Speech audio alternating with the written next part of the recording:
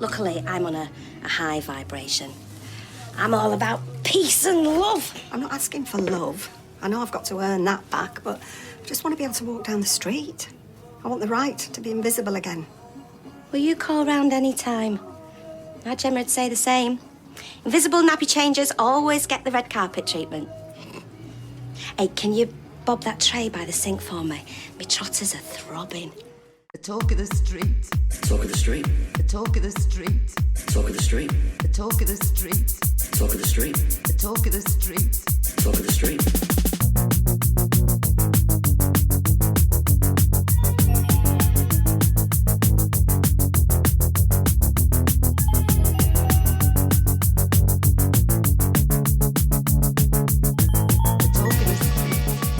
Hello and welcome to episode 149 of The Talk of the Street, an unofficial Coronation Street catch-up podcast that, given its week, unexpectedly opened up yesterday. Really should have been able to come up with a better intro. I'm Gavin. And I'm a spaniel. Yeah, this is a more kind of visual gag, but Helen's hair, which is the longest to my mind that it's ever been, is kind of curled over your headphones and coming from the back of your head over the sides, right, and now down, so it's still beyond shoulder length actually. Yeah, but it's like little King Charles Spaniel floppy hairs. as soon as I get that, It's not distracting. 2 weeks after I get that second shot, I am in the hair salon, finally getting this cut. What are you going to get done?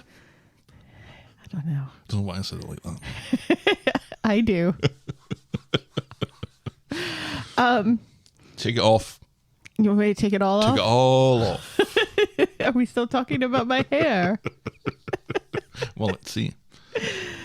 Yeah, that's like one of the huge things, lots of people are like, oh, as soon as I'm finally vaccinated, I'm going to go and see my grandchildren. I'm going to go to church. Which is another thing I will probably do. But yeah, number one on my list is get a dang haircut. A dang haircut. A dang haircut, y'all. What? I'm getting a dang 1890s haircut, prospectors all of a y'all. sudden. Yeah. I'm kind of missing my guy. The barber? Yeah, that I'd go and see every 3 weeks, 4 weeks. Mm-hmm. We'd talk about the weather. We'd talk about MSU Spartans and whatever sport they're playing at the time. Uh-huh. And then we'd talk about nothing. And that was it. Some weather we've been having. Yep. His shop's, What about those Spartans? Mm-hmm. That's it. his shop's fairly socially distanced. There's never more than one person in there at a time. But he would be really close to you. That's the issue, isn't it? Yeah. Yeah. That's the issue for me, too, because typically when Stella and I go, we're Harmony's only customers because their shop is really small, too. But, yeah. Remember that one time I had to take Stella in because her hair when she got back from Connecticut was just one giant knot. But I spent most of the time while she was getting her hair cut outside. So, which sounds kind of awful that I was willing to sacrifice my child It does. for her hair. But it all ended well. Nobody got COVID. We rolled the dice. Yeah, It didn't come up snake eyes. correct. Not yet. Knock on Whatever this whatever is. that's made of. So you this week? Yeah, all right. It's been fairly uneventful. I've been trying to do NaPoWriMo, but I'm a few days behind again, so I need to catch You up might again. need to explain what that is. Oh, National Poetry Writing Month. April is National Poetry Month, and lots of poets try to write a poem a day, and they call it NaPoWriMo. Mm-hmm. You've done it. Done it a couple of times. Yeah, you've gotten some good work out of it. Haven't done it at all this year. What we? 9 days in? 10 days in? 11 days. No, 10 days in. Tomorrow's the 11th. It's too late to start. No, you could write 10 poems this afternoon. I know you. I have faith in you. Uh-huh. Or 5 poems today and 6 poems tomorrow. How many yet? 6 6 or 7. You've really got to do one a day. Yeah. Well, I think the last time I did it, I had 4 to do the last day, and it was torture, just going through all yeah. this. Towards the end, you just start writing haiku after haiku after haiku. Right, but even that then becomes a bit of a slog. Yeah. Yeah. I've been like really going easy on myself and just writing really, really rough drafts of poems That's a what it's day. for. Yep. And then, you know, because I used to be like really anal retentive about it, and they had to be perfect and publishable that day. Mm-hmm. And you're just going to burn out really fast if you do that. So we'll see. How are you? You've been in a lot of training this I've week. been training this week. I'm exhausted. It was really tiring.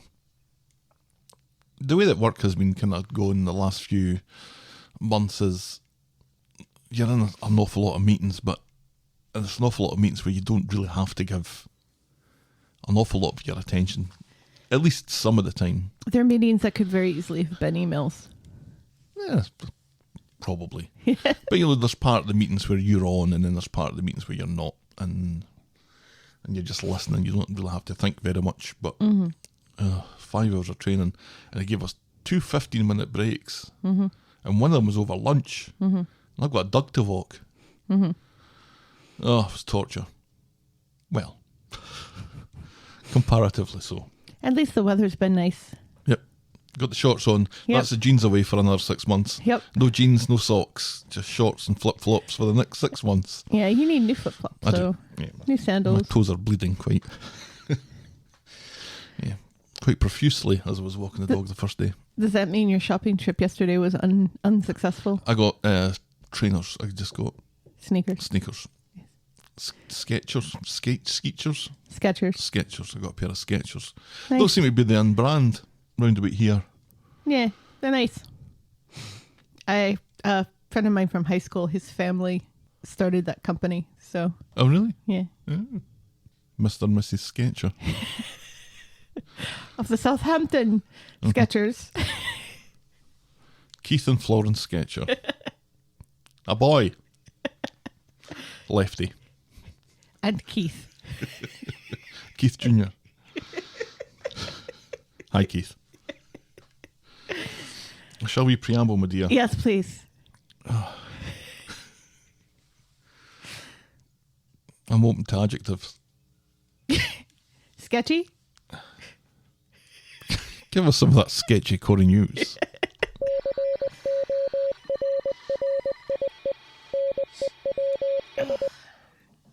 Izzy returns. What? Kinda. Shirley Houston, who plays Izzy, has Ehlers-Danlos syndrome, a connective tissue disorder, so has been sheltering at home the majority of the pandemic. But she'll be back briefly and on a screen Aggie style. We wish her well and glad that she's staying safe, but it'll be nice to see at least her face at some point. I'm assuming she's going to be like video chatting with Gary or something, or Maria. What are we going to do about Gary? I don't think they had any active stories for her No. at the time that the COVID landed. Yeah. So Basically, you kind of she's miss her just- because she's not in the factory and Right. stuff and not in the Rovers, but there's no stories. And not that have been- visiting Gary in prison saying, where's my child support? I don't know if she did that even. I think they have indicated that he has phoned her, but Yeah. yeah. And it just goes to show how kind of ridiculous it is. The characters that supposedly have suppressed immune systems on the show, just walking about, taking their masks off, Carla. looking at you, Seb, Carla. Tracy. You know, it's just But the ones in real life. people in real life with HIV and other, problems with having donated kidneys and stuff. Yeah. They'd They're staying at home. be staying off the street Yes, if they lived in it. permanently. Well, not permanently, but as long as possible. Oh, well. I get my shot this week. You do. I was supposed to have had it. You're welcome. Yeah. If it was left to me, I'd probably never get it. But If it left to you, you'd be dead already. You're not very good at taking care of yourself. I'd be dead already. I often think about things like that. Often. Sometimes.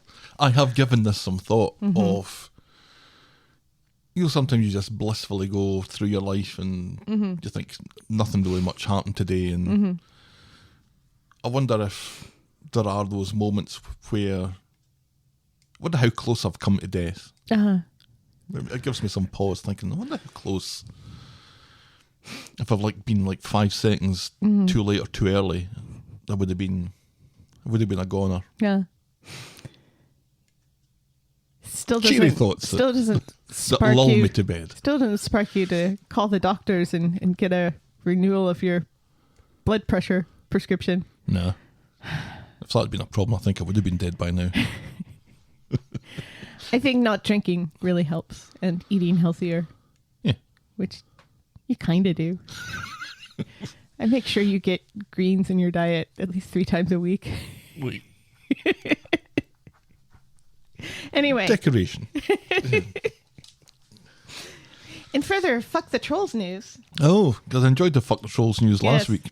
Ruxandra Porinenko, and I'm sure I messed Butchered up. that. Probably Yeah. butchered it. Yeah.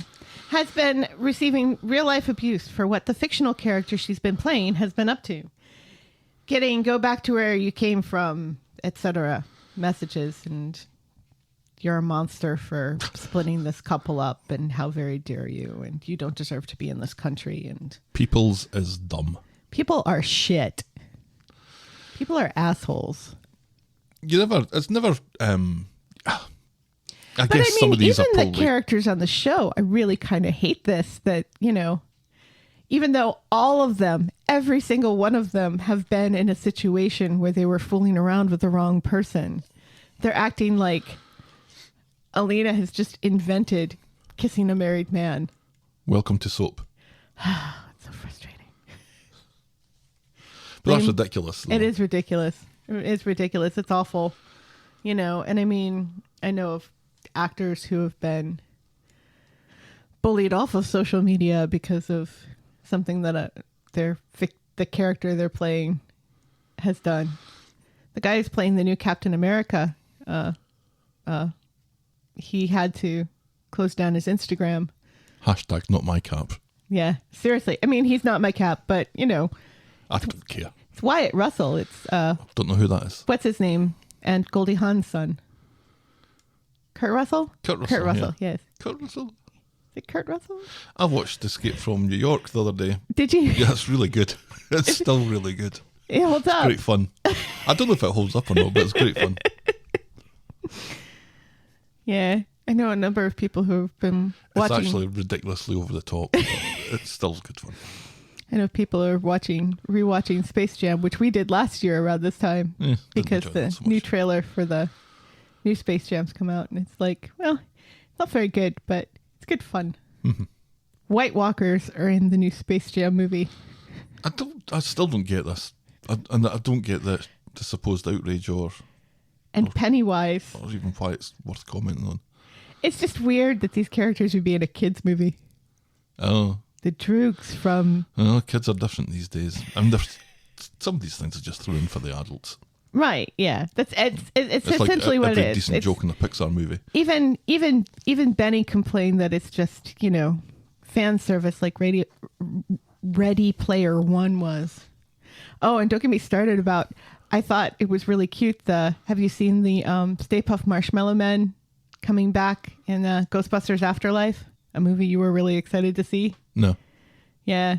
I showed it to Stella and she's like, oh my God, that's such a cash grab. They're just going after Baby Yoda. And I'm like, wow, our kids are really jaded. Anyway, back to Corey News. Yeah. So this isn't jaded kid news. No. I don't have a jingle for that. Finally, the show has been receiving criticism from the MS Society over Johnny's storyline and the implication that Charles Bonnet syndrome he's developed stems from his MS. When in fact, this is highly unlikely with real sufferers of MS.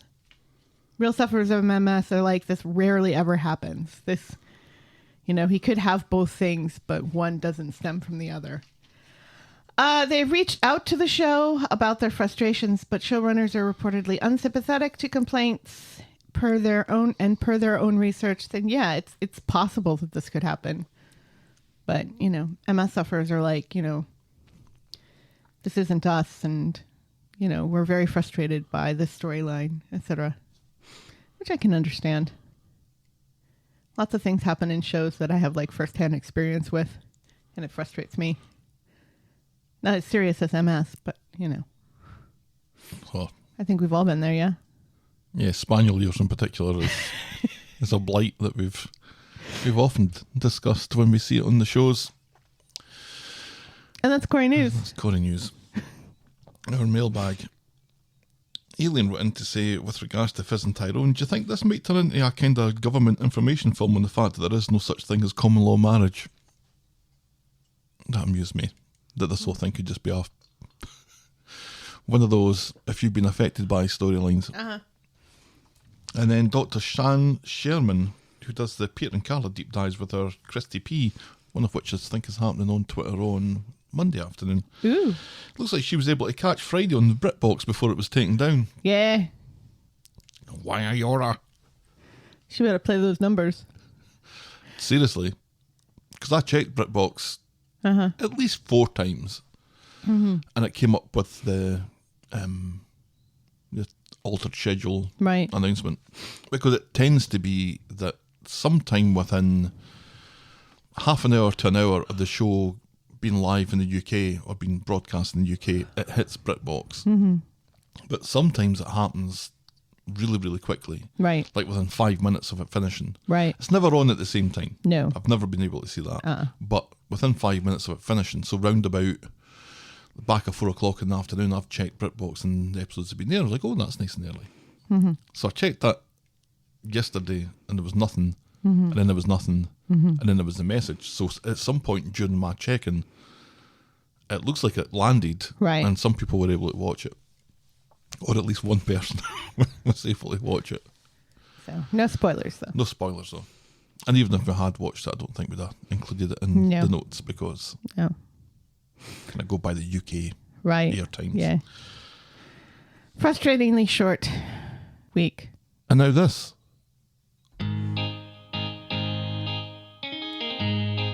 How dare His Royal Highness die on a Friday?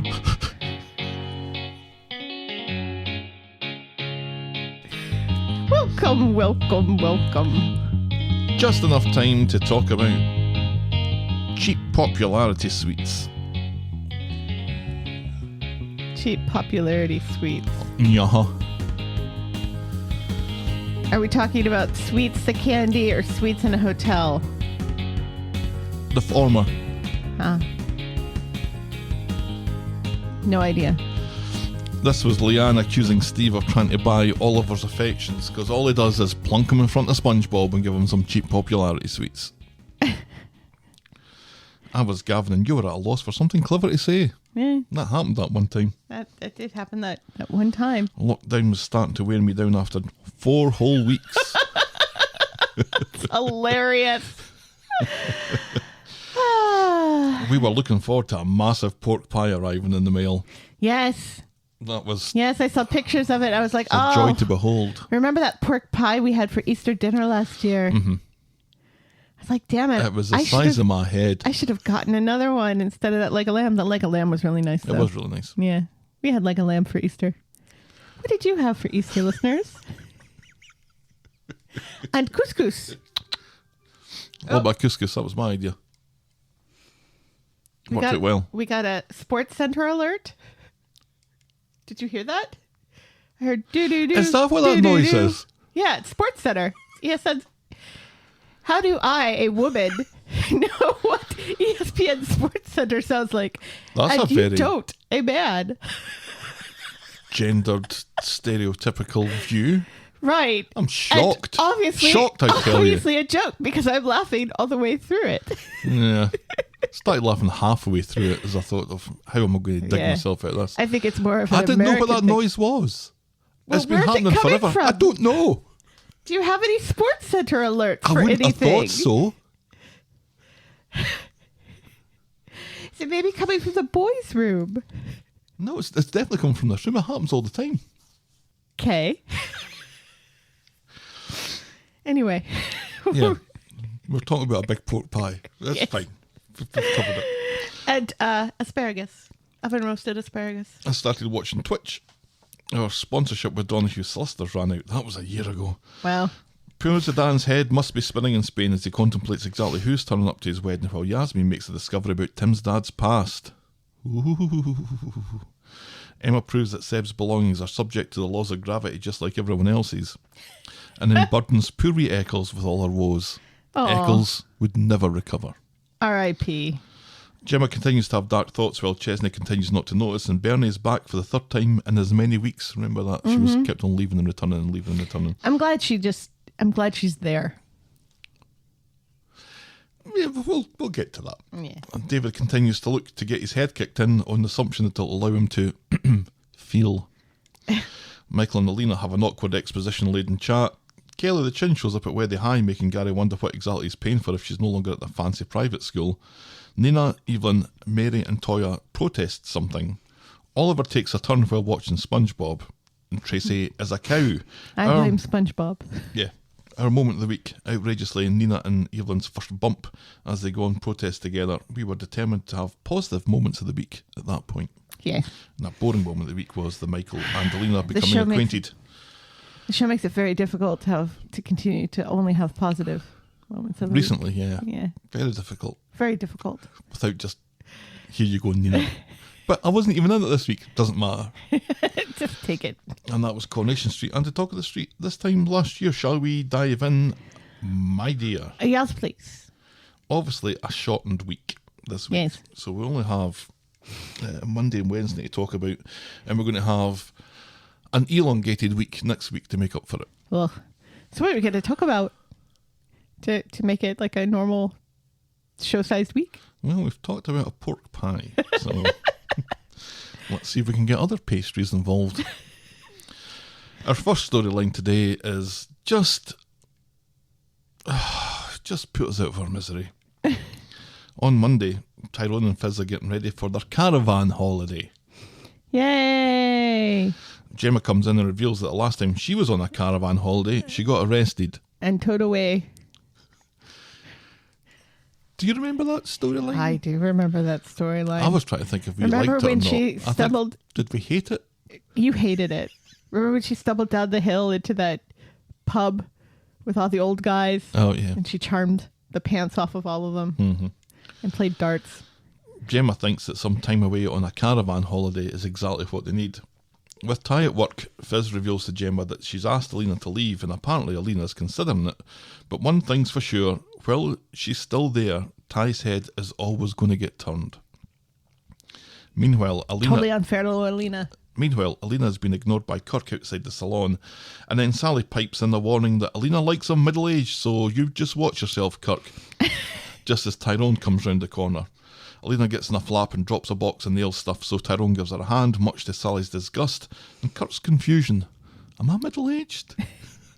Gemma, who is leaving Fizzy's, sees Tyrone laughing and joking with Alina from across the street. And it does not land well with Gemma. No. But again, all of these people need to shut their mouths because all of these people have cheated in the past.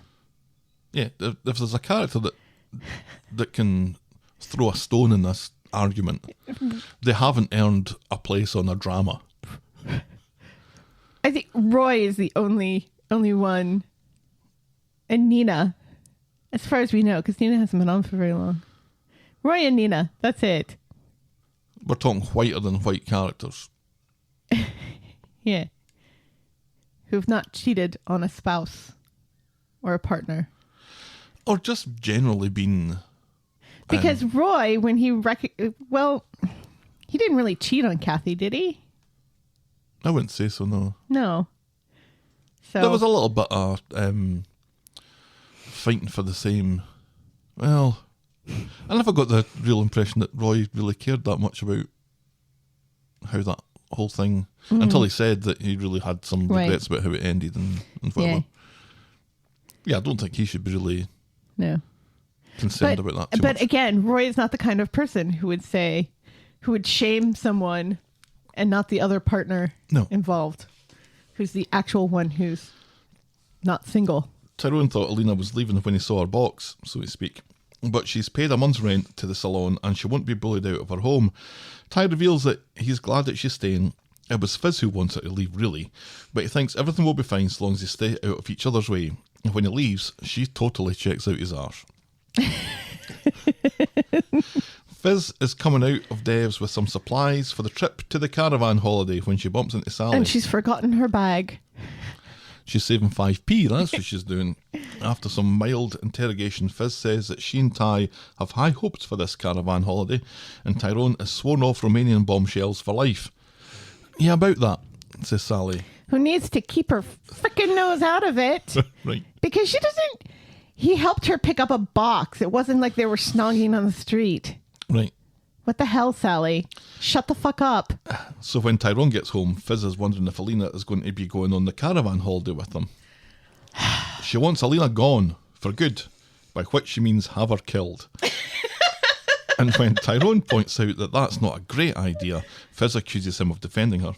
Ty says they can't force her to leave, he's doing his best. Now are we going on this caravan holiday or what? And miserably, Fiz nods. Mm-hmm. Later, Ty is waiting in the car when he notices that Weatherfield Immigration Services have descended on the salon. A complaint has been made saying that Alina, who I don't think has actually started the business yet, is paying people cash in hand. Someone wants rid of me, Alina muses, and Tyrone reckons he knows exactly who that is. She's getting paid cash in hand so that she doesn't have to pay taxes. Oh, I thought that she was paying people, like she had employees that she wasn't paying. No. He storms back home where Fiz is waiting to go on the caravan holiday, and Gemma is there for plot reasons. Their washing machine broke again. Ty angrily accuses Fiz of shopping Alina to immigration, and then Gemma pipes up. It were me what done it. She says that she did it for Fiz because she saw him and Alina getting all cosy earlier. He throws her out. Let me know when you want your kids back, says Gemma. She's getting thrown out of their house. And Fiz looks like she's going to get Tyrone killed instead.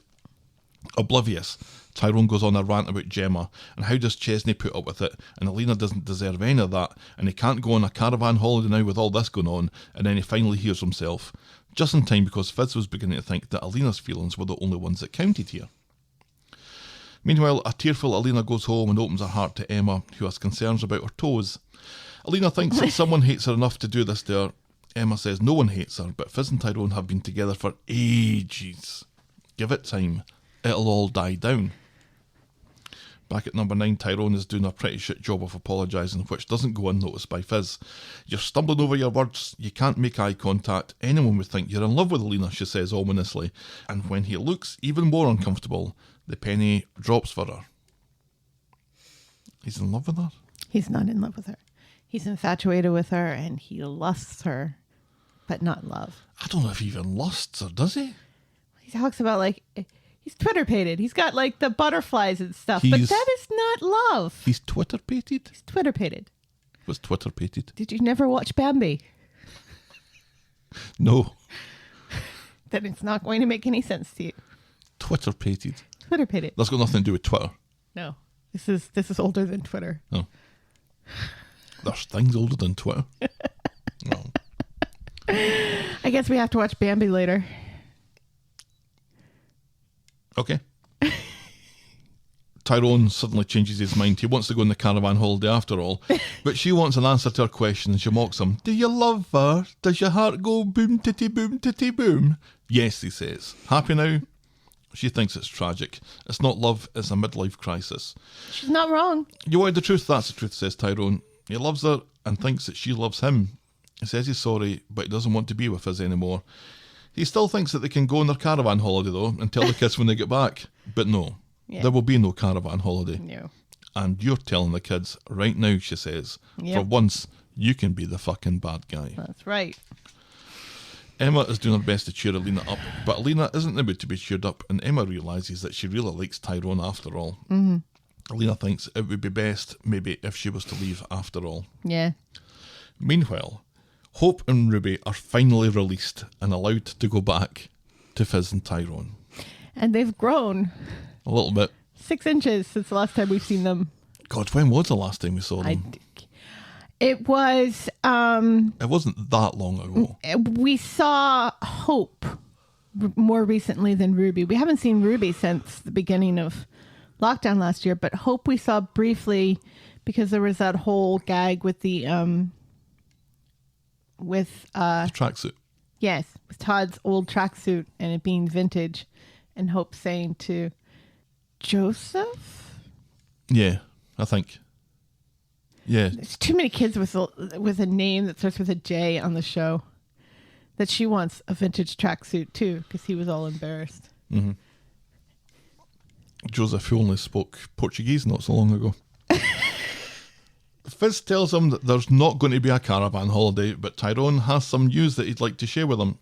And he tries to explain that this is all his fault, and him and Fiz aren't getting on anymore, and there's not going to be anything and stuff and Right, things and it's and not their reasons. And fault. it's not anybody's fault. No. It's He not says it's his fault. It's my fault for Right. anything that's happening here Yeah. and stuff. But Fiz, she interrupts his mumbling. It's no one's fault. Just sometimes people stop getting on, but Tyrone's going to have to move out. And we Hope and Ruby are upset. They don't want Fiz and Tyrone to split up. No, of course they don't. And later, Tyrone has a bag. He's going to stay at Kev and Abby's for a bit. And he thanks Fiz for what she said to the girls. He tells her that she's amazing. Yeah, she says, just not amazing enough. And on Wednesday, it's day one of the rest of her life, and Fiz is falling apart. She reveals to Chesney that Evelyn is still gallivanting but is on her side. And Fiz also reveals that Tyrone will split up the girls over her dead body. Yeah. That surprised me. Why? Fiz has been raising that wee girl since she was very, very small, and they've been sisters. Fiz is the only mother Ruby has ever really known. So of course they're not going to split the girls up. It's bad enough they're their parents are breaking up. You wouldn't want to traumatize them further by splitting them up too. This is exactly what should happen. I'm glad that this is, Fiz loves Ruby just as much as she loves Hope. They're both her girls. Biology has nothing to do with it. Yeah, well, the same could be said for Tyrone then. Yeah, and it is. And she says, because he asks if he can call later to say goodnight to them. And she says, you are still their dad. Chesney tries to bolster her, saying that Tyrone is kidding himself if he thinks he loves Alina. But Fiz knows that he didn't leave because of Alina. He left because of them. And meanwhile at the garage, Kev gives Tyrone some comfort that he can stay as long as he likes, or until Abby is sick of the sight of him, whichever comes first. He sees Alina and tells her the latest news, that he's left Fiz. The girls took it badly. Now, how's about it? He's very keen, but Alina seems to have cooled on the whole idea, but they arranged to meet later to go for a walk. Yeah, I don't blame her for cooling on the idea, considering how much abuse she's getting from everybody else on the street. Chesney and Fiz are going to the cafe when Ches sees Alina and starts shouting the odds at her, and when Tyrone comes to her defence, he starts shouting the odds at him too, calling him pathetic, carefully excising from his memory that time he twatted himself over the head with a brick to poison Sinead against Daniel. Tyrone and Alina go back to hers. What next with us, he asks, and she doesn't know. He says he can't get her out of his head. She makes him smile. He's a free man, he says. And at that point I'm starting to... Wait a minute, you're a free man? Yeah. You were somehow imprisoned in this relationship? Yeah. Now you're free? Yeah. It's not a great adjective to use, I don't think. No. He's a free man, he says, and I'm hated by everyone, she says. Nothing can ever happen between us, she says. And at that point, you can actually hear Tyrone shit his pants. Yeah. And that is as far as we get with that this week. Yeah. Good for Alina. I mean, that's probably not what's going to happen. They probably are going to get together because why not? I don't know, are they? Who knows? Do you think now that he can't have Alina, he's going to try to get back with Fiz? Yes. I hope Fiz shows him the door over and over and over again. No, I don't see what Tyrone and Alina bring. If they're suddenly together, what larks are we going to have in the show, because that they are now a thing? Fixing cars. Because they're both fairly dull characters. Aw. Right? Aw. They are. They do spreadsheets and fix cars together. Right. And Tyrone has Kev for that. Yeah, you can't shag Kev, though. I think you'll find that you can. I don't know. But then I guess the same could be said. What does Tyrone and Fiz bring? Well, they're kind of Jack and Vera a little bit, except there's no... That's kind of where I always thought that pairing was going to develop, that they become the couple that should have probably split up years ago, but then didn't. Mm-hmm. They still love each other, but... It's going to be Chesney and Gemma, isn't it? A couple that stays together that really shouldn't. Yeah, probably. Actually, there's quite a few couples that are like that on the show. To be fair, let's be fair and let's be honest. Still more chemistry than Craig and Faye. What, between Tyrone and Alina? Yeah. Yes. And Tyrone and Fiz still. And Tyrone and the empty cup that he carries about with him. I love that Evelyn is going to stay with Fiz and the girls. Yeah. And Fiz says, no, we couldn't live without her. And she's on my that was side. a really nice nice little moment. I where, liked that too. Who was it? Was it Chesney that was? Yeah. Oh my God, you're going to be lumbered with Tyrone's gran, but Fiz was very much... No, I couldn't live without her. Yeah, that was lovely. Yeah. And absolutely true. Absolutely true.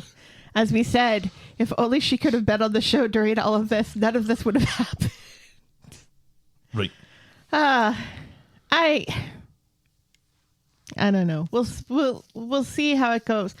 And as I've said before, and I'll say again, this storyline is much more interesting when it's about two people who have been in a relationship for on and off 20 years now, kind of hitting a plateau.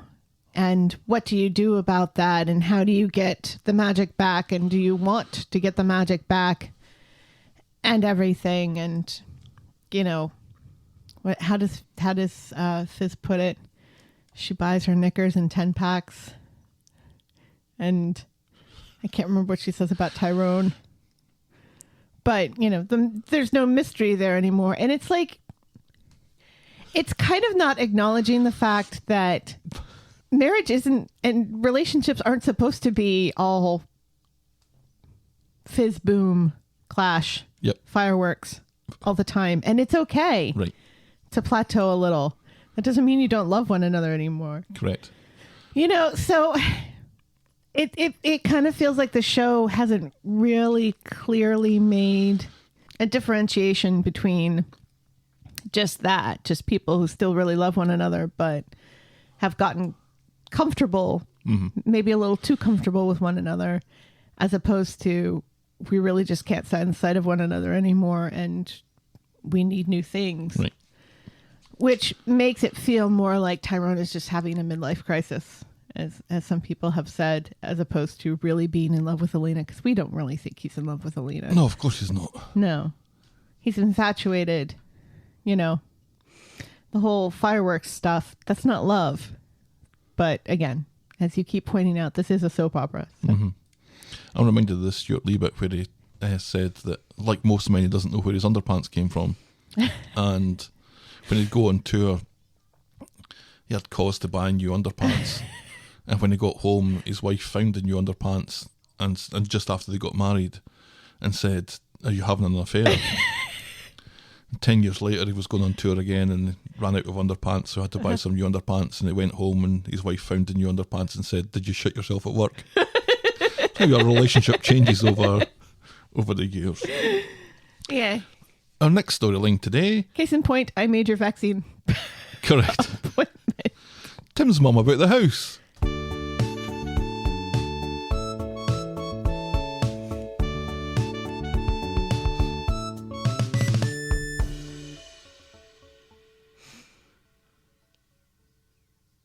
There we go. On Monday at Ron's Finally, Rolls. we get to use that again. Yes, thank God. Oh my God. Although it is a little bit contrived because it doesn't have an awful lot to do with Tim's mum.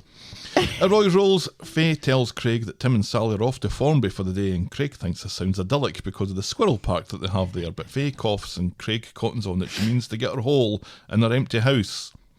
And later Faye is all dressed up to get her hole when Tim's mum comes in with a bag full of musical DVDs. That's DVDs of musicals, not DVDs that play music. She's here to spend some time with Faye before she gets sent down for twatting Adam. Faye tries to explain that she's about to get her hole, but Tim's mum's having none of it. And there's a funny line about 7 brides for 7 brothers, how the lady at the store took that out. So it's supposed to be a 5-pack, but it's really a 4-pack. Why did they take that one out? Because she felt that it was... It praised sex trafficking. Oh, okay. Have you They're seen in the middle... That's a joke that just goes right over your head, isn't it? Yeah. They're in the middle of the Lonely Goat Herd when Craig arrives with his bobby hanging out and a bottle of fizz in his hand.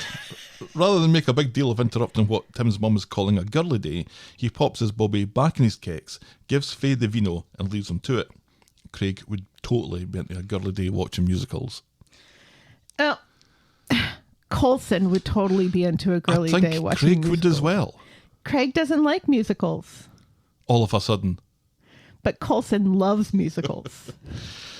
We're then asked to believe that Craig went to the pub and spilled to Kirk about his afternoon of getting his hole being kiboshed by Tim's mum. Kirk explains that he needs to prove that he's into Faye by putting the hard yards in and keeping her company when she's watching a musical with her gran. Craig points out that it's 4 musicals. Oh, fuck that, says Kirk. Stay put here with me. But Craig has realised that doing what Kirk says not to do is probably the way to go. Or what Kirk said to do the first time. So Craig goes round to Faye's again. He's pulled in a favour from Alia and got Tim's mum called in for a shift at Speed Dial. Genius, says Faye. And she heads up the stairs of Discovery, an eager Craig following at the back of her. And there we must draw a veil over proceedings. Eager?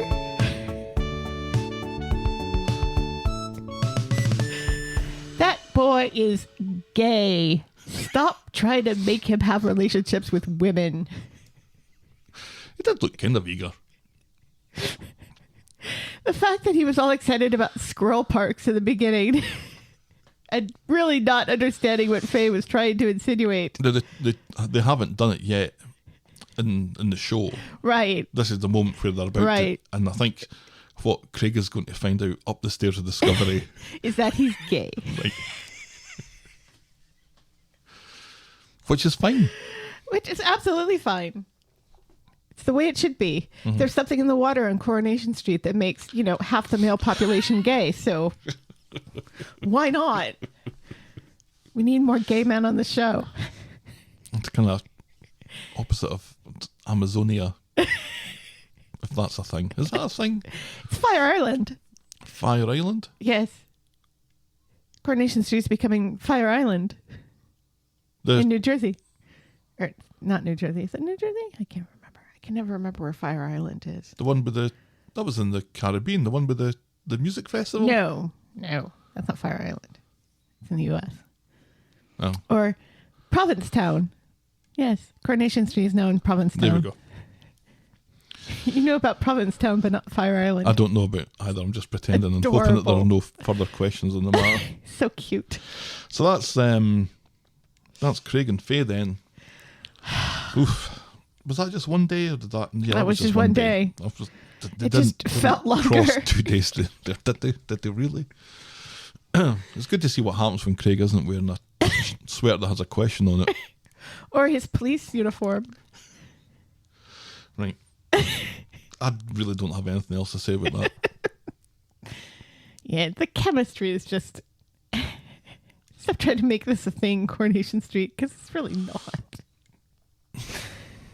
Is it? I've seen some speculation of ways that they may break up. And Again? And I'm really rooting for them.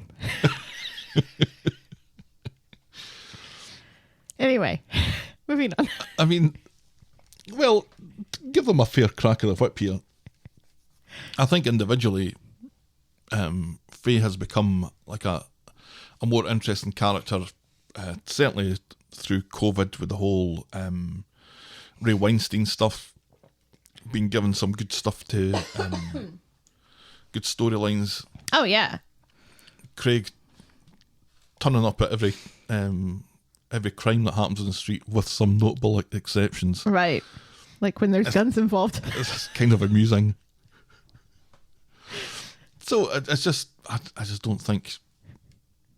I don't think you can just pick character A and put them with character B and think that this is all going to work out. Yeah, it's kind of our argument about Tyrone and Alina as well. It's just It was, yeah. Well, we've run out of men for Alina to date, so now she's going to have to break up a relationship and be a homewrecker.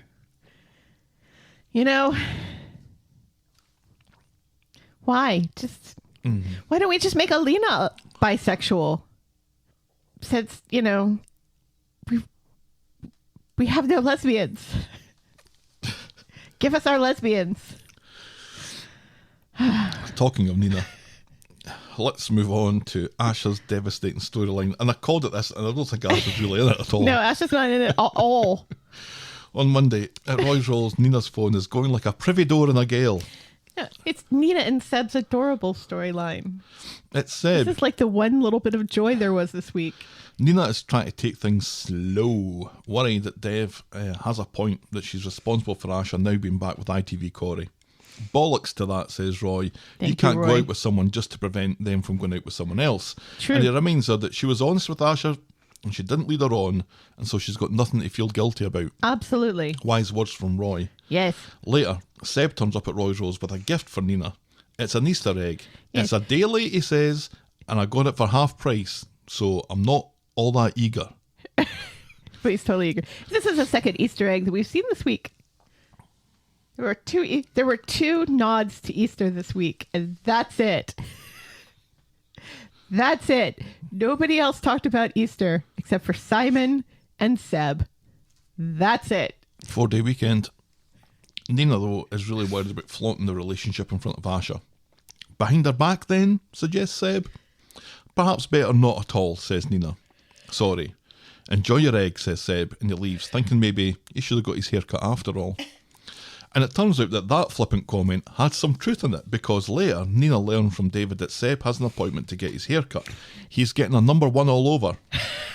That's when you knew that David was not being serious. Right.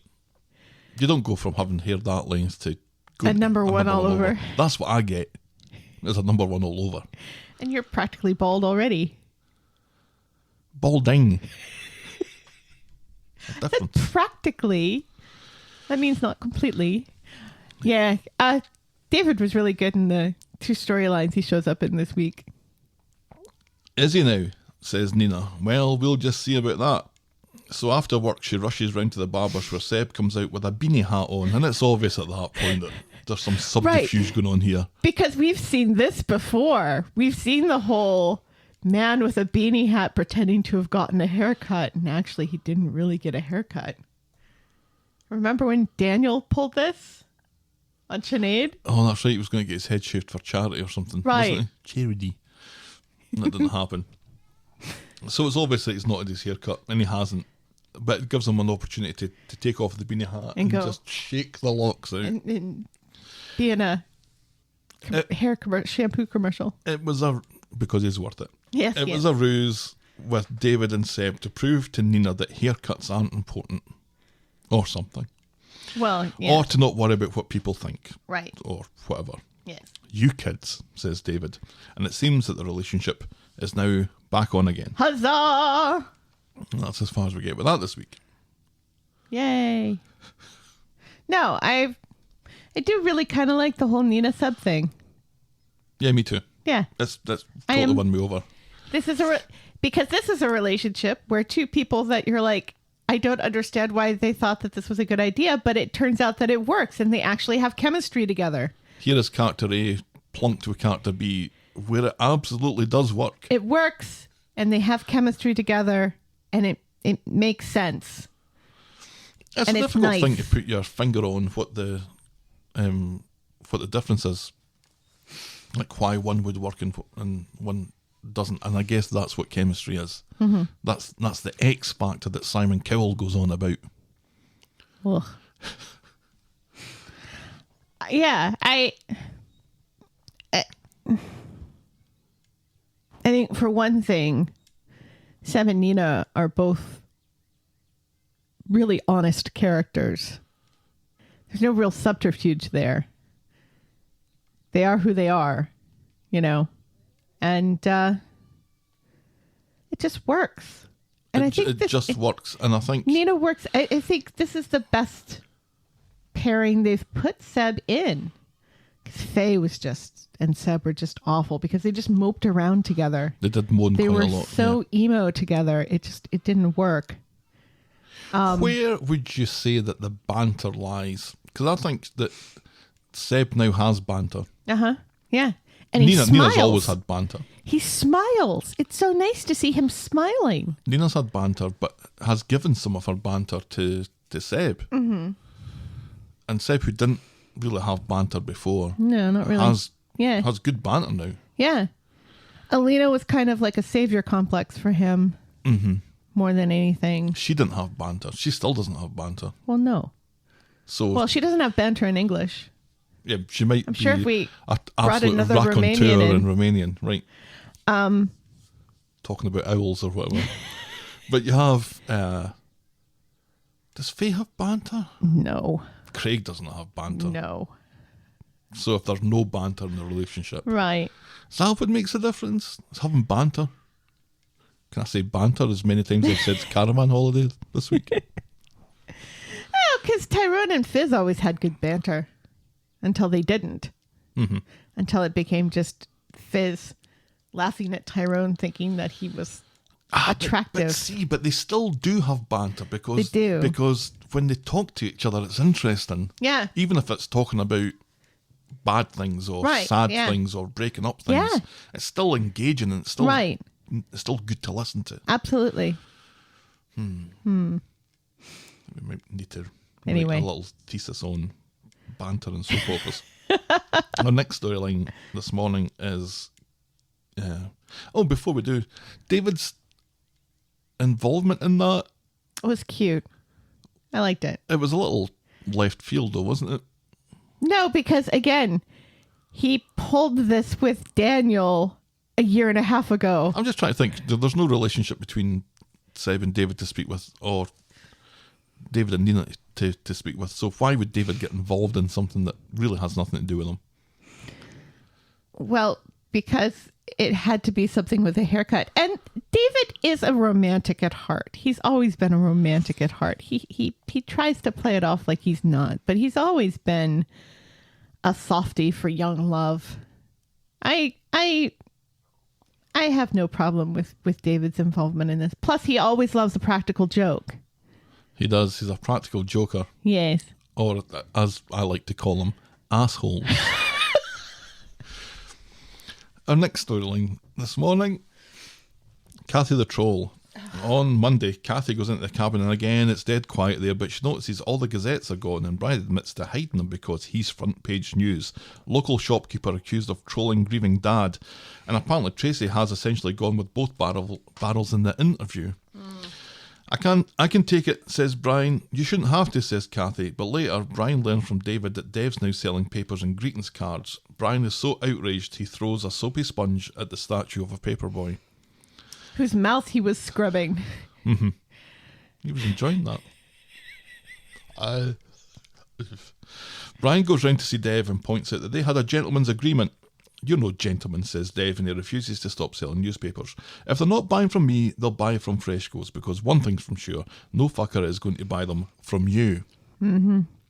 Back in the cabin, Brian and Kathy are discussing how all of this will blow over in a day or so when someone lobs a half brick through the shop window. A passing Tracy and Dev give Brian stick, telling Kathy that she could do so much better than this guy. Then Kathy can't stand it no more, and she confesses. What kind of asshole do you have to be after you see somebody have a brick thrown through their window to take delight in it, even if they have wronged you at some point? Isn't this the point, Tracy, where you say, you know what? This could have hit somebody. This could have actually hurt somebody. Right. Maybe it's time to back off. Maybe this has gone too far. Yeah, and Dev, who doesn't really have a dog in this fight to take pleasure out of it as well, it knocks down my love for the Allahans a little bit, that Dev is being such a prick here. Yeah. Dave gets a little bit of a comeuppance later This is true. that I did get an awful lot of joy from. As did I. As did I. So Kathy confesses, "It were me what were the troll," she says. "Brian is innocent, so can we stop all this nonsense now?"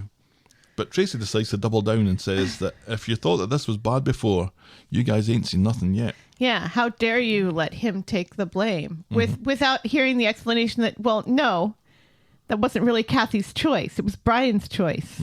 That Brian was being, trying to be her white knight in all of this. On Wednesday, Brian is in a bad mood with Kathy as he continues to clear up the window damage. Now they're both pariahs.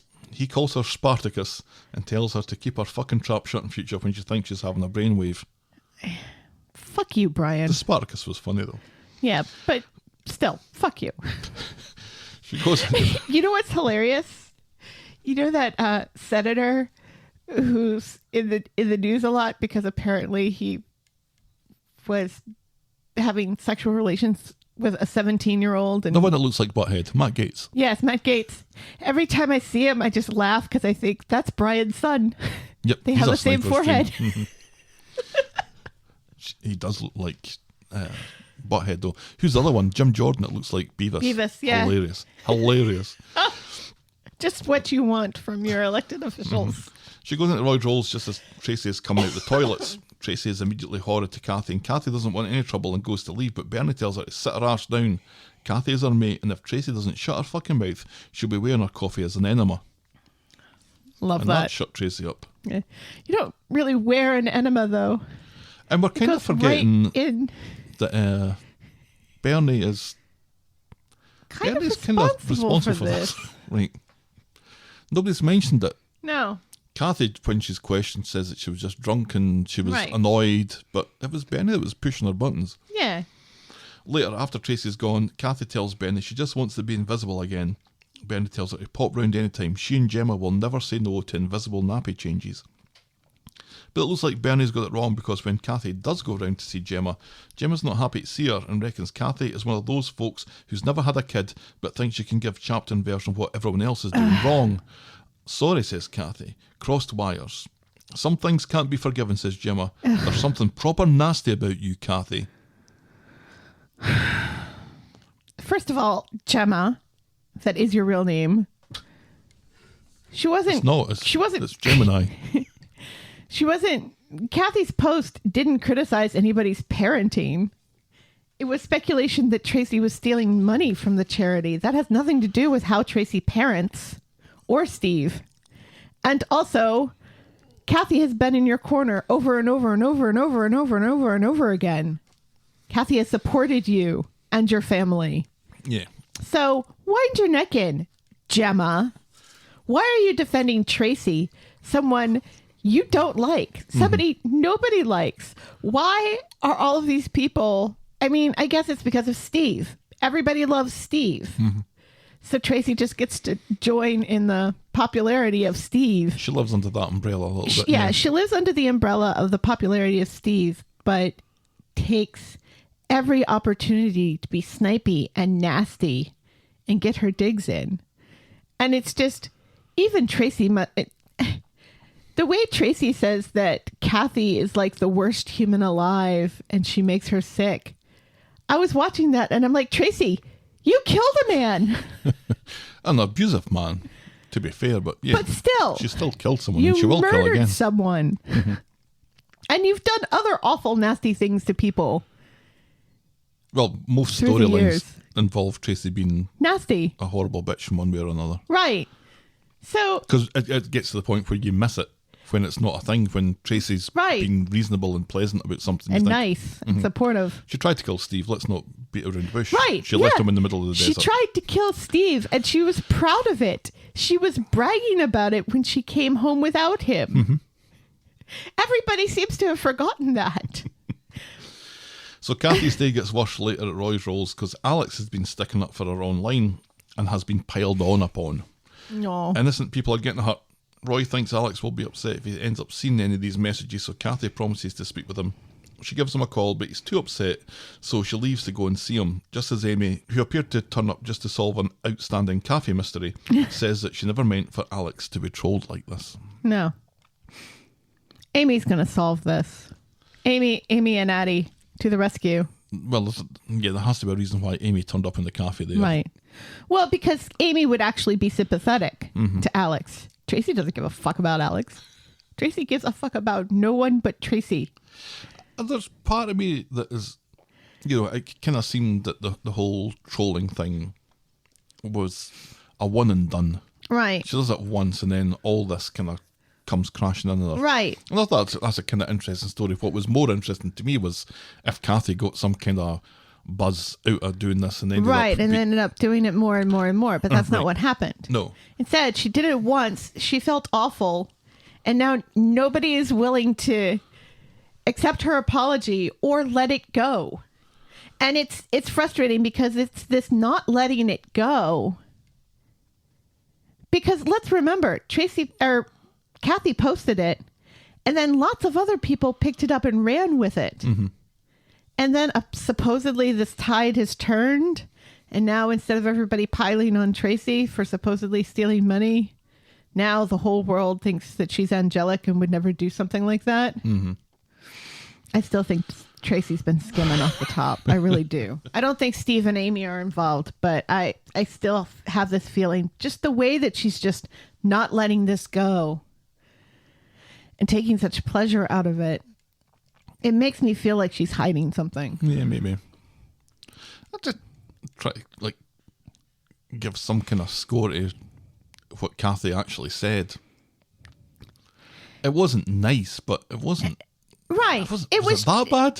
It was just speculation. Wonder what they're doing with the money. She didn't even say oh, these people are awful and horrid and are going on really expensive vacations and, walking around with expensive bags. I'm sure they're skimming off the top.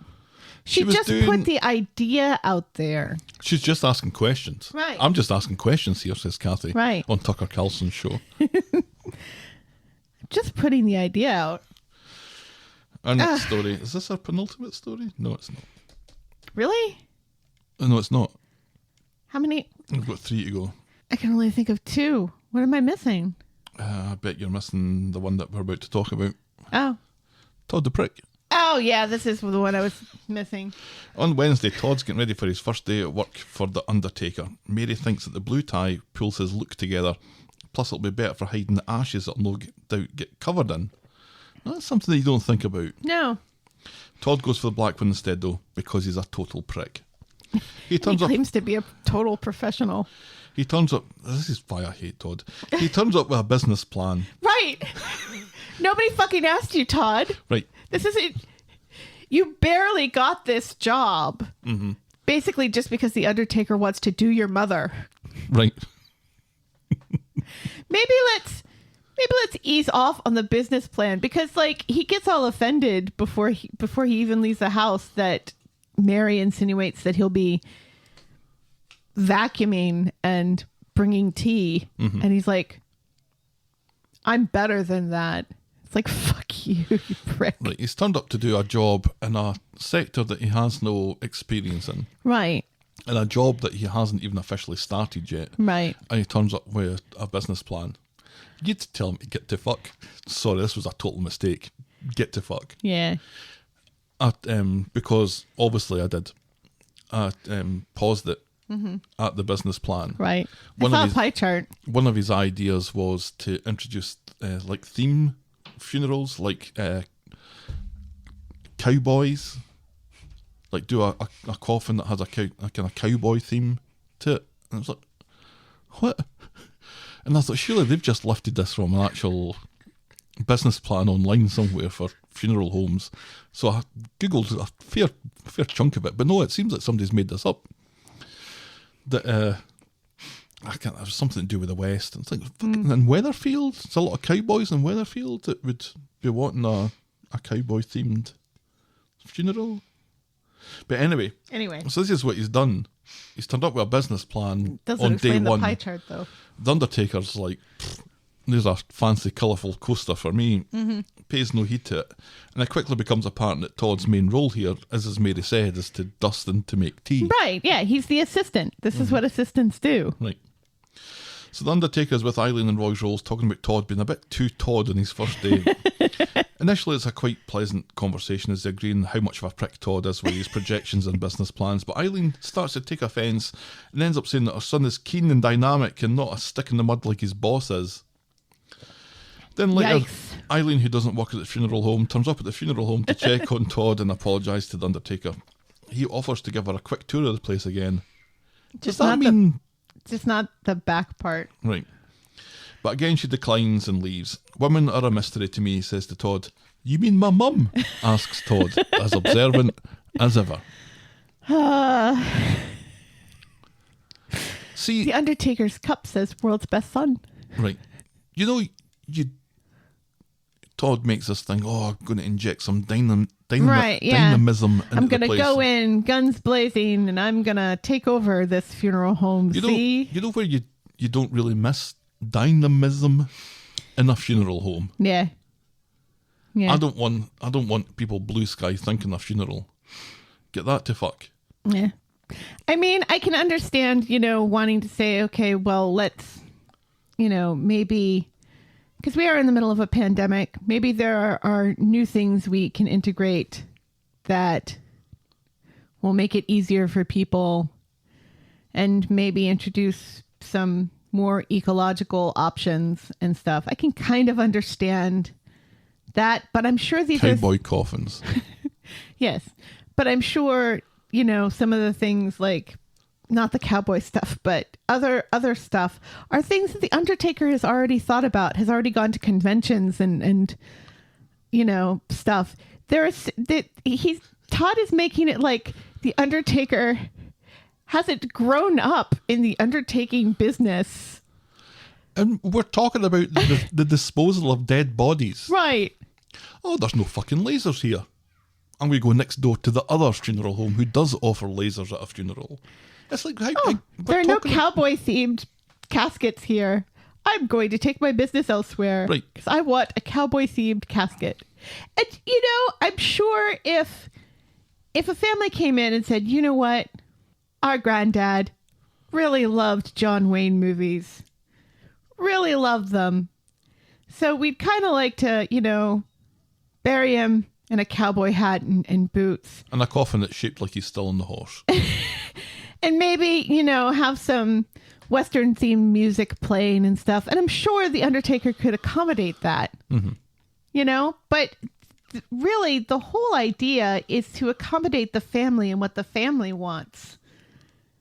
It's like the Undertaker turning up to Todd and saying, I can think of 5 different ways that you can be a bigger prick than you are. Our penultimate storyline today is Peter's liver. On Wednesday. So do we think the Undertaker's finally going to get into Eileen's pants? Yeah, sure. It's just a matter of time. Do you think Todd's going to last very long at the funeral home? Sadly, yes, I do. Yeah. I think he's going to prove himself, which is just going to drive me absolutely nuts. On Wednesday, Peter's home in like a half-shut knife after binging a podcast about a New York tattoo artist called Buzz. Carla has to get to work unless Peter's liver's going to infinity and beyond. I don't know what that means. Carla has to get to work. There's Peter's liver in my boot. Unless he wants her to take a sickie. He asks her to bring back something nice, and it seems that they have a wee secret plan going on. I was like, wait a minute. Because it's obvious what the secret plan is. Right, and I'm like, everybody did I miss knows. something? Everybody knows they're engaged. That was like they had like a little family party even about it. Also, now Peter has bangs. He looks like Gilligan. But that part, it was when they split up. Right, and then they got back together. I don't know. I do like the bangs though.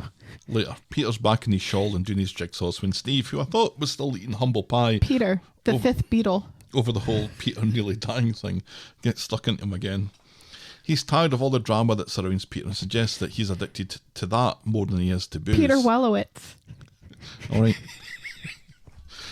At the factory, Nick's keen to go over costings with Carla ahead of a meeting with Lucas, but upon hearing his name, Carla's out. Some other asshole can take care of that, try Sarah. And she suggests that, and she leaves him to it. At home, Peter has called the hospital ahead of his appointment tomorrow. Steve comes in and apologises for 2 scenes ago. Peter appreciates that he's a liability, but he's not going to hurt Steve again, and maybe they can be mates again. Yeah, life's too short, says Steve. Like one of your mum's dresses, says Peter. Too soon? Too soon. Too soon. Which is too soon for her moving to Spain? Because they haven't killed her off yet. Not yet. Carla gets back a little too early at the factory, so there's still some awkwardness with Lucas, who makes his excuses and leaves. Sarah doesn't appreciate having to do her fucking job and makes it clear that now Nick's back, Carla is surplus to requirements. Carla has been surplus to requirements for about a year, and so she agrees to ask Nick to terminate her contract. At the end of the month. Meanwhile, Peter, who's been doing laps of the block with Steve, watches Lucas leave the factory while Steve witters on about Peter and Carla being like him and Tracy. A total car crash, but it works.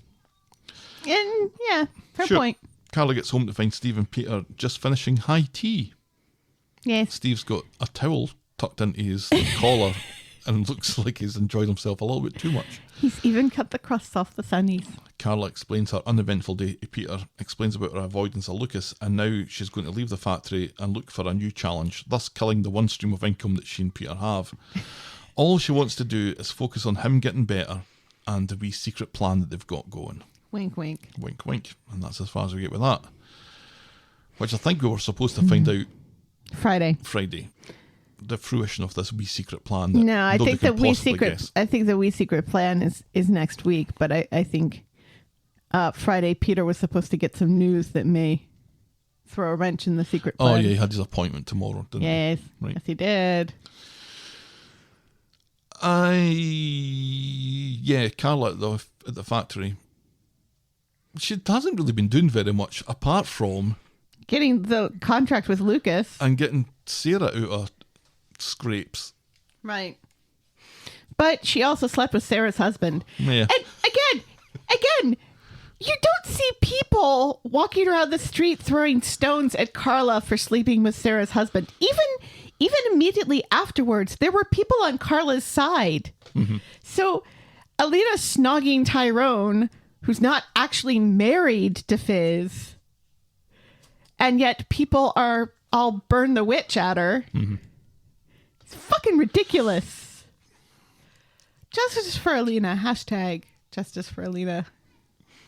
Hashtag. Justice for Alina. Hashtag justice for Alina. That's going to catch on.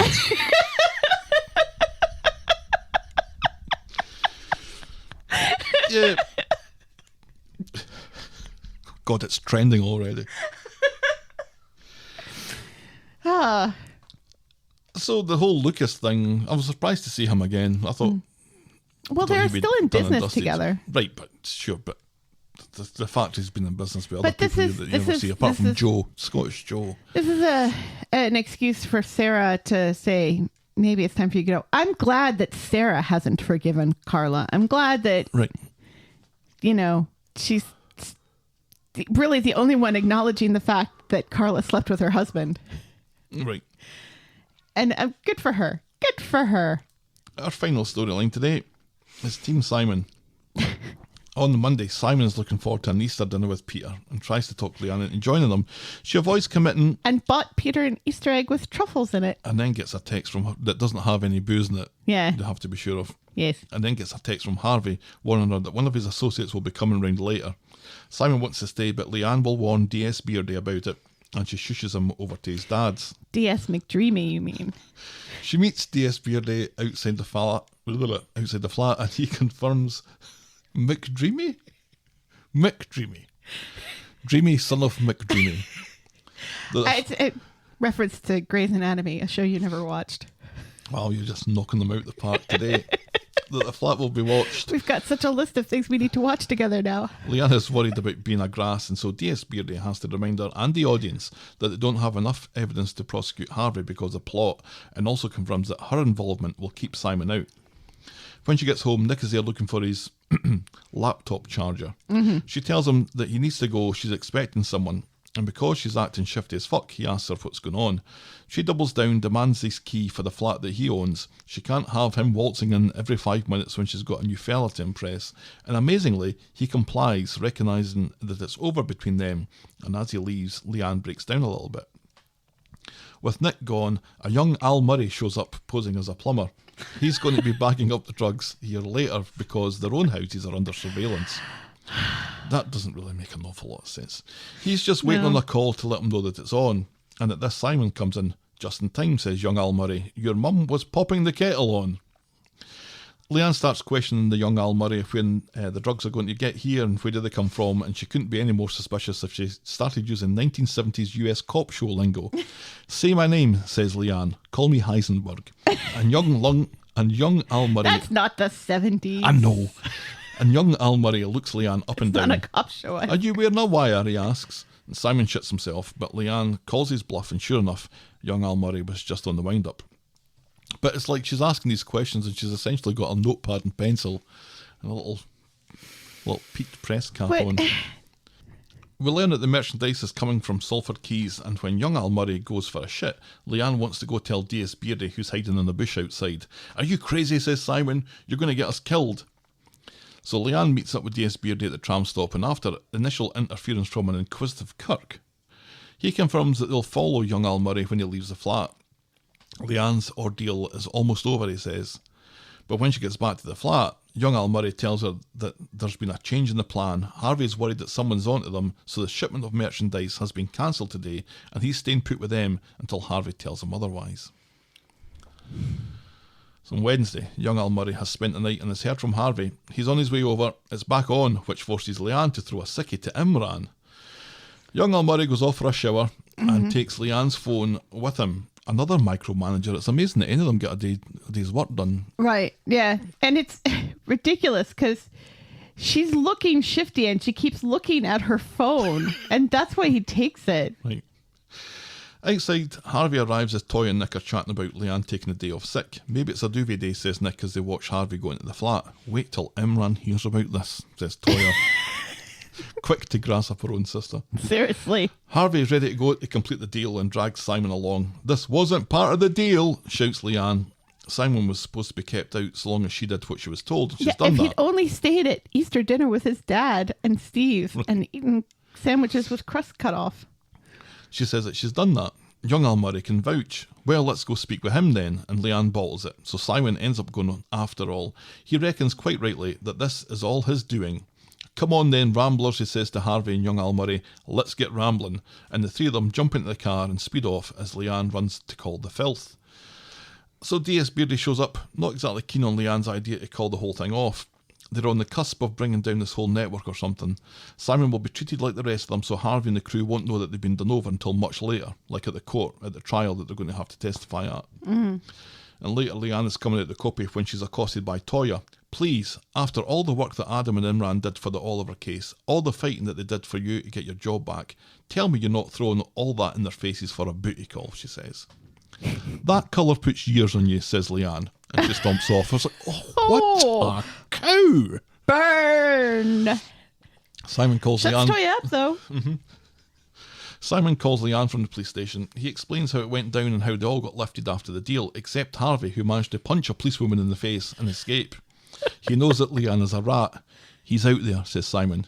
He can't be bargained with. He can't be reasoned with. He's He coming doesn't for feel you. pity or remorse or fear, and he absolutely will not stop ever until you are dead. But he will take a cup of tea off you if you're offering. And you've got to think to yourself, Harvey's been in this a long time. Yep. He's got to be kind of smart to have stayed out of prison this long, right? This isn't like he's been double-crossed by his number two. Right. So Harvey's got to think, well, I've really got to kill Leanne now, but the cops are after me. Mm-hmm. And where's the one place they'll be looking for me? Mm-hmm. I shouldn't go there. Right. But what does he do? So Leanne is desperately trying to collect the vital items that she needs to do a flip when Harvey literally bursts through her door. Sarah Connor, he says. You're a grass. Leanne isn't very convincing when she pleads her innocence. Why would she grass him up when it puts her and Simon in danger? You're right, he says. It must have been Simon then. That makes total sense. Simon looked like he was expecting the raid. So Leanne has to confess after all. Me and you are going to go for a ride, says Harvey. How many stupid points for Harvey returning to someone that he suspects of being a police informant on the day that he gets raided? Right. 1,000,000 stupid points. All right. Harvey tries to bundle Leanne at the back of the Range Rover, but because he's observing social distancing, he has to ask her to comply, which gives the armed cops time to descend and to lift him. Right. Armed cops. Armed cops moving slowly In Coronation Street. Out of SUVs. Armed cops. I gasped. We've had them before. Have we? Yeah, remember we had armed cops at the Feeling. Oh, that's right. And Not very often, though. and they took Roy's word for it. All the armed cops took Roy's word that Pat Phelan's in there and blah, blah, blah, blah, blah. And so, Right. okay, so they don't have to have our guns out after all. Right. So Still, it's not. It doesn't happen very often. doesn't happen very often, so it's kind of shocking when it does, because the show is based in the UK and not the United States of America. Harvey swears that he will get his revenge in this world or the next. And then later, D.S. Beardy's at the flat thanking Leanne. They've got Harvey off the streets for hopefully a very long time, although they will be needing a statement from her tomorrow. He offers her police protection until the trial, which could be months away. Leanne doesn't care. She just wants Simon back. She knows what she needs to do after that, she says somewhat ominously. Meanwhile, outside, Dev is getting lifted as a possible accessory to all this, which is quite funny. It's like, no, we deliver chips and fish. Simon, tell them that we deliver we have fish. fish and chips and sometimes a battered sausage. Right. Fish, cod. That was hilarious. I loved it. I loved every second of it. And it's like It was so throwaway. the fact that all of this has been happening under Dev's nose in a business that he owns but obviously does not care about Right. as much as the shop. There's and the opposite of micromanagement. right. Here's what happens when you... It's hilarious because he Macromanage. micromanages his other two businesses. Mm-hmm.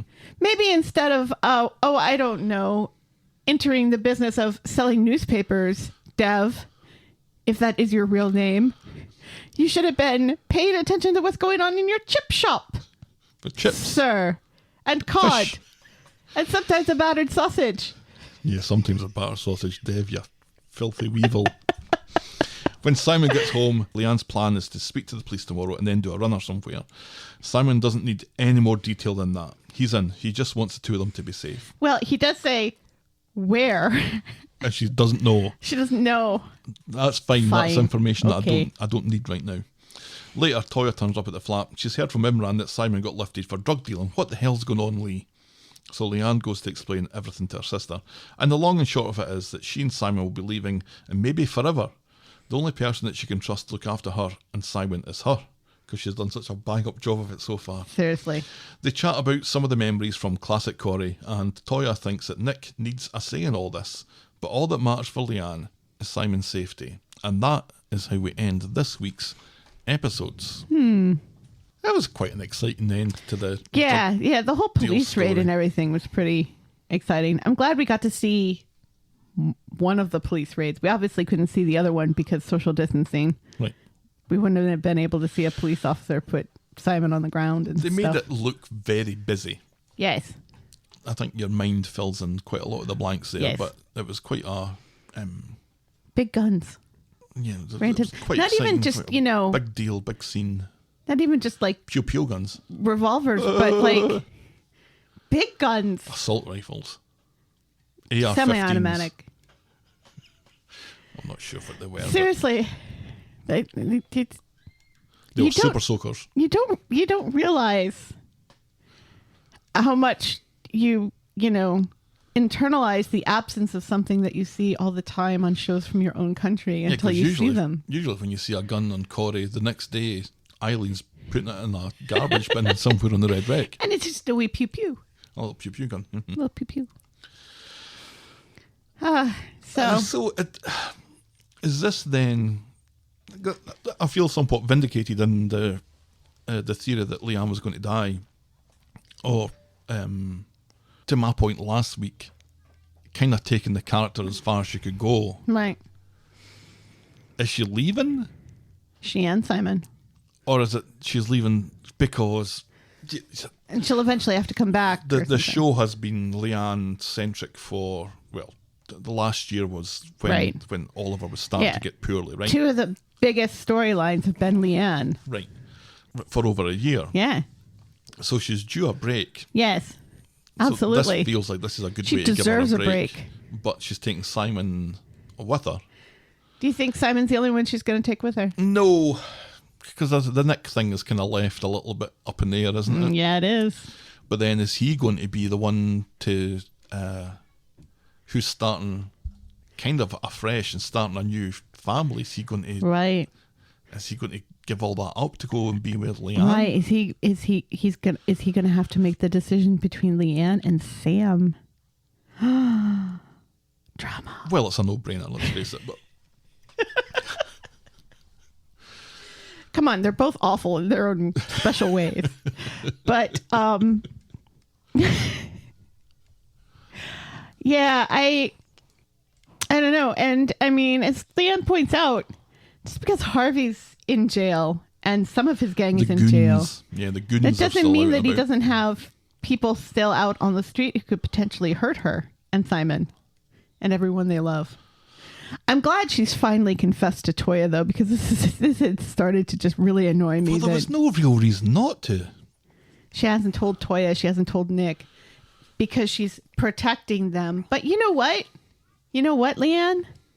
That is your real name. God. You know who doesn't know whether or not you've told your sister and your significant other about your involvement in the drug trade? The goons out there who know you are attached to these people. Mm-hmm. And they don't care. They have no idea. And, you know, to hurt you, they will hurt them if they know or if they don't know. That's kind of why it would make more sense if Nick was to leave. Yeah. Because of that, because of his connection. Right. He's in danger if he doesn't, basically. Yeah. And that might be the factor that that forces him to leave Sam for his own safety. Aw. To make him think about himself. Yeah. Because that's going to be a good look. Yeah, so that was the shortened week that was Coronation Street. Yes, it was. Not an awful lot of joy, not an awful lot of fun, but a little bit of excitement. A little bit of joy. We had the Nina and Seb stuff. That was joyful. And Dev getting taken down. That was hilarious. Peg. That was great. And I think we're supposed to find the Craig and Faye stuff at least semi-delightful.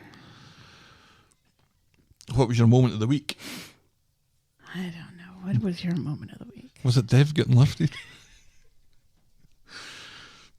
I kind of think it was, because it's a point that we've been It was my labouring. moment. It was honestly my moment of the week, Dev getting lifted. But I think the show really wants us to pick something like the cops storming out of the car and arresting Harvey, or the young Al Murray not being embarrassed by tampons. no, not tampons, sanitary napkins. Who calls them sanitary napkins? Is that what you call maxi pads in the United Kingdom?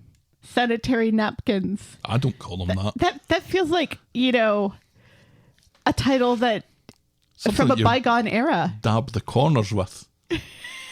Oh, you know, if it was a towel or something that you kind of not motioning drying my hair here. Sure. You don't do that with a napkin. Is that what she called them?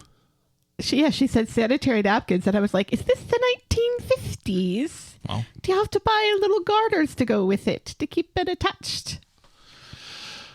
I don't know. So, Anyway. Dev and the anonymous policewoman.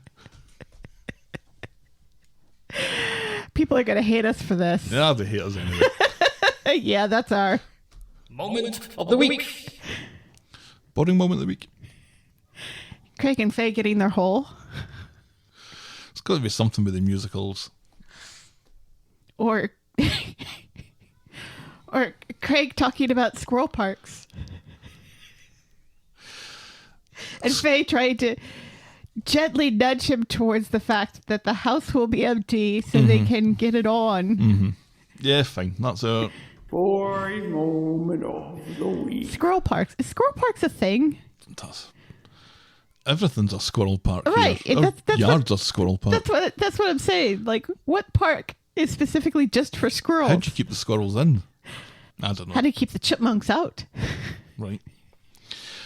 Have you ever booked a caravan holiday, looked forward to your caravan holiday, but then never went on your caravan holiday? Tell us about it. We're the talkofthestreet@gmail.com, which is also our address for Skype. For voicemail and on PayPal if you want to chuck a couple of bucks in our virtual tip jar. We're at Corey Podcast on Twitter, Facebook and Instagram. Please check out our merch store and YouTube channel, links to which you can find on our Twitter bio or on the other stuff page of thetalkofthestreet.podbean.com.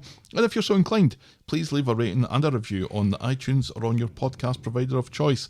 Thanks for making it to the end of another episode. We'll be back with our probably longer next week. Much too long next week. Far too long next week. With far too much more of the Talk of the Street. Bye. Cheerio.